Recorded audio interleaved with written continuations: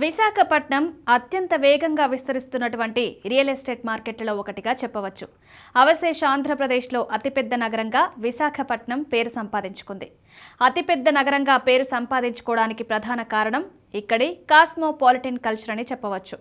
విశాఖపట్నంలో ఎక్కువగా కేంద్ర ప్రభుత్వ సంస్థలున్నాయి. దీంతో పాటు ఈ ప్రాంతం పెద్ద ఎత్తున ఒక ఫైనాన్షియల్ యాక్టివిటీ ఉన్న నగరంగా చెప్పవచ్చు. భారతదేశ తూర్పు తీరంలో చెన్నై తర్వాత అతిపెద్ద నగరం విశాఖపట్నమే. విశాఖ ఓడరేవు, సహజ ఓడరేవు. ఇక్కడి steel plant, NTPC, dredging corporation, IOCL, Hindustan petroleum వంటి సంస్థలు వైజాగ్ నగరాన్ని దేశంలోనే ఒక ప్రముఖ ఆర్థిక కేంద్రంగా మారుస్తున్నాయి. అంతేకాదు, విశాఖ తూర్పు తీరంలో నావెల్ కమాండ్గా కూడా ఉంది. విశాఖపట్నంలో నేవీ రక్షణ కార్యకలాపాలు పెద్ద ఎత్తున కొనసాగుతుంటాయి. ఈ నేపథ్యంలో దేశంలోని పలు ప్రాంతాలకు చెందిన వారు విశాఖలో స్థిర నివాసం ఏర్పరచుకునేందుకు ఆసక్తి చూపించే అవకాశం ఉంది.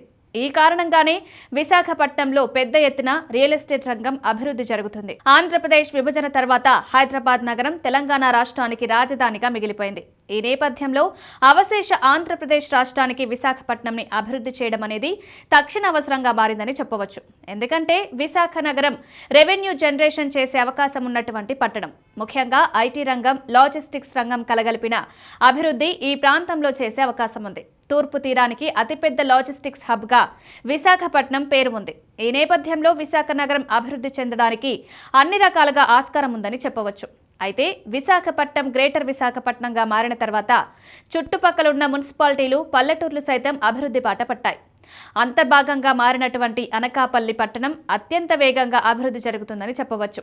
భవిష్యత్తులో అనకాపల్లిలో పెద్ద ఎత్తున రియల్ ఎస్టేట్ రంగం స్థిరపడే అవకాశం కనిపిస్తోందని నిపుణులు పేర్కొంటున్నారు. ముఖ్యంగా ఈ ప్రాంతంలో పెద్ద ఎత్తున పరిశ్రమలు స్థాపించే అవకాశం ఉందని కూడా నిపుణులు అంచనా వేస్తున్నారు. అనకాపల్లి చుట్టుపక్కల గ్రామాల్లో పెద్ద ఎత్తున రియల్ ఎస్టేట్ రంగం అభివృద్ధి జరుగుతుంది. ముఖ్యంగా ఈ ప్రాంతంలో పెద్ద ఎత్తున వెంచర్లు వేస్తున్నారు.